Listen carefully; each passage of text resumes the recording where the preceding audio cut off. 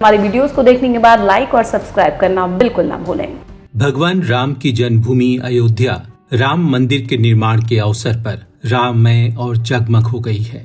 भगवान राम और अयोध्या का वर्णन सरयू नदी की महिमा के वर्णन के बिना अधूरा है। भगवान राम के जन्म से लेकर उनके वनगमन और जल समाधि की साक्षी रही है सरयू नदी, जिसका जल गंगा नदी के समान पूजा पाठ में शामिल नहीं होता है, क्योंकि यह नदी शापित मानी गई है।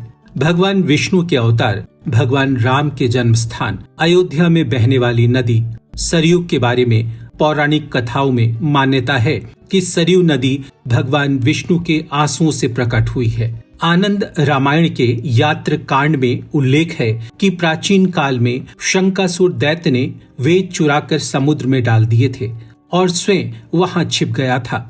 तब भगवान विष्णु ने मत्स्य रूप धारण कर शंकासुर दैत्य का वध किया और ब्रह्मा जी को वापस वेद सौंपकर अपना वास्तविक रूप धारण कर लिया। उस समय हर्ष के कारण भगवान विष्णु की आंखों से प्रेमाश्रु टपक पड़े। तब ब्रह्मा जी ने उस प्रेमाश्रु को मान सरोवर में डालकर उसे सुरक्षित कर लिया। इस जल को महापराक्रमी बैबत्स महाराज ने अपने बाण के प्रहार से मान सरोवर से बाहर निकाला। यही जलधारा सरयू नदी कहलाई।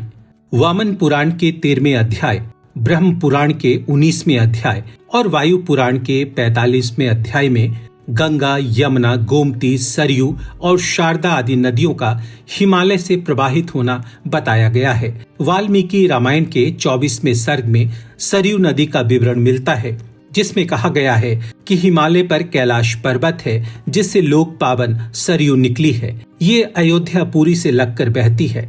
पौराणिक कथाओं के अनुसार सरयू और गंगा का संगम श्री राम के पूर्वज भगीरथ ने करवाया था। तुलसीदास जी ने भी सरयू नदी को अयोध्या की पहचान का प्रमुख प्रतीक बताया है। सरयू का प्रवाह कैलाश मानसरोवर से कब बंद हुआ, इसका कोई यथोचित विवरण तो नहीं मिलता, लेकिन सरस्वती और गोमती की तरह ही भौगोलिक कारणों से इस नदी में प्रवाह बंद होना माना जाता है।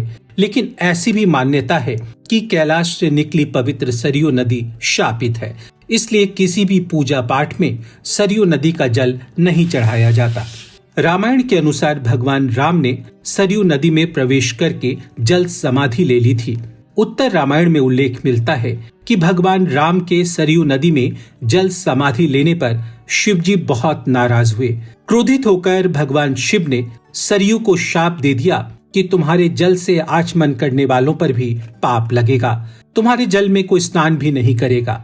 सरयू नदी इस शाप से दुखी होकर भगवान शिव की शरण में पहुंची और बोली, मेरे जल में भगवान राम के जल समाधि लेने में मेरा क्या अपराध है? ये तो पहले से ही विधि का विधान बना हुआ था। शिव जी सरयू की प्रार्थना करने से शांत हुए और कहा कि मेरा शाप व्यर्थ नहीं जा सकता, लेकिन उसका प्रभाव कम हो सकता है।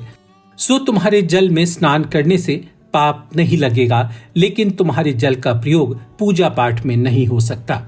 सरयू में जल समाधि के बाद ही भगवान श्री राम बैकुंठ गए। सरयू नदी में भक्तगण पहले हनुमानगढ़ी में दर्शन कर उनकी अनुमति लेकर ही स्नान करते हैं। अयोध्या तक 160 किलोमीटर लंबी सरयू नदी आगे जाकर घाघरा का रूप ले लेती है। यह नदी गोंडा से होती हुई अयोध्या तक जाती है।